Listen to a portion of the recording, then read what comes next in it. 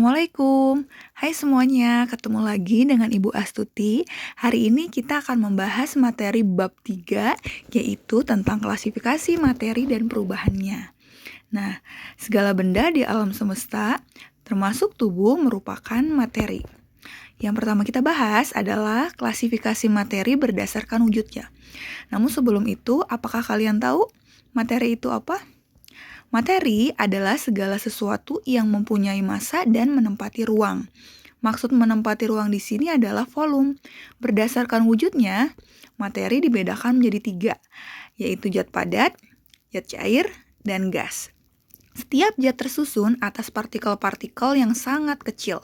Tahukah kamu partikel itu apa? Partikel merupakan bagian terkecil dari suatu zat yang masih memiliki sifat dan zat tersebut. Nah, sekarang kita lihat perbedaan ciri-ciri zat padat, cair, dan gas pada tabel berikut. Zat padat cirinya yang pertama adalah mempunyai bentuk dan volume tertentu, jarak antar partikel zat padat sangat rapat, partikel-partikel zat padat tidak dapat bergerak bebas. Sedangkan zat cair, volumenya tertentu, bentuk tetap, bergantung pada media yang digunakan. Jarak antar partikel zat cair lebih renggang. Partikel-partikel zat cair dapat bergerak bebas namun terbatas. Untuk ciri-ciri gas, tidak mempunyai volume dan bentuk tertentu. Jarak antar partikel gas sangat renggang. Partikel-partikel gas dapat bergerak sangat bebas. Oke, lanjut. Kalian bisa lihat di sini ada bagian klasifikasi materi. Ya, bisa kalian lihat di sini. Oke, secara umum materi digolongkan menjadi zat tunggal dan campuran. Zat tunggal adalah suatu zat yang komposisinya terdiri atas zat-zat kimia yang sama. Zat tunggal meliputi unsur dan senyawa, sedangkan campuran meliputi campuran homogen dan campuran heterogen. Nah, materi diperlukan oleh manusia untuk berbagai keperluan. Ingatlah klasifikasi pada materi sebelumnya. Materi terdiri dari unsur, senyawa, dan campuran. Adapun perbedaan ciri-ciri unsur, senyawa, dan campuran dapat dilihat pada tabel berikut. Nah, untuk unsur merupakan zat tunggal, tidak dapat diuraikan, terdiri atas satu jenis atom. Sedangkan senyawa merupakan zat tunggal, dapat diuraikan, tersusun atas 2 jenis atom atau lebih, perbandingan massa zat penyusunnya tetap. Terakhir, campuran merupakan campuran, dapat diuraikan, tersusun atas 2 jenis atom atau molekul atau lebih, perbandingan massa zat penyusunnya tidak tetap. Nah, sekarang kita bahas lebih detail dari yang pertama, yaitu adalah unsur. Nah, oke. Unsur adalah zat tunggal yang tidak dapat diuraikan lagi menjadi zat lain yang lebih sederhana. Unsur dikelompokkan menjadi 3 bagian. Ada unsur logam, unsur non-logam, dan unsur semi-logam atau metaloid. Yang pertama kita bahas adalah unsur logam. Nah, antara lain ciri-cirinya yaitu logam adalah unsur yang memiliki sifat mengkilap, bersifat konduktor, berwujud padat pada suhu dan tekanan normal, kecuali raksa yang berwujud cair, bersifat kuat, dan dapat ditempa. Oke. Nah, sini bisa kita lihat ada contoh unsur logam. Oke, di sini ada nama Indonesia, nama Latin, lambang unsur, dan bentuk fisik. Oke, secara singkat, contoh unsur logam ada aluminium, barium, besi, emas, kalium, kalsium, kromium, magnesium, mangan, natrium, dan nikel. Nah, dengan lambang unsur, misalkan aluminium lambang unsurnya adalah Al, dan nikel adalah Ni. Oke, itu secara garis besar saja ya. Nah, selanjutnya yang akan kita bahas adalah kelompok unsur yang kedua, yaitu adalah unsur non-logam. Ciri-cirinya sebagai berikut. Umumnya bersifat cair dan gas, bersifat isolator, tidak mengkilap, dan tidak dapat ditempa. Nah, kita lihat contoh unsur non-logam. Ada belerang, bromin, fluorin, fosfor, helium, hidrogen, karbon, klorin sampai dengan iodium. Dan di sini juga ada lambangnya, misalkan belerang atau dalam nama latinnya sulfur, lambangnya adalah S. Ya, bisa kalian simak sendiri ya secara detail bagaimana. Nah, lalu kita akan masuk ke yang ketiga, yaitu adalah unsur semilogam atau metaloid dengan ciri-ciri yang pertama memiliki sifat antara logam dan non-logam, bersifat semikonduktor, tidak mengkilap, dan tidak dapat ditempa. Nah, oke. Ini ada tabel untuk contoh dari unsur metaloid atau semilogam. Ada boron, silikon, germanium, arsen, antimon, tellurium, dan polonium. Sama ada dengan bahas nama latinnya, lambang unsur, dan bentuk fisik. Kalian bisa baca sendiri secara detail ya. Di buku kalian pun ada. Nah, oke, itu adalah 3 jenis unsur. Sekarang, materi selanjutnya adalah penulisan lambang unsur menurut Berzelius. Oke, jumlah unsur di alam sangat banyak. Nah, untuk memudahkan dalam mengingat dan mempelajarinya, maka unsur dapat dinyatakan dengan lambang unsur.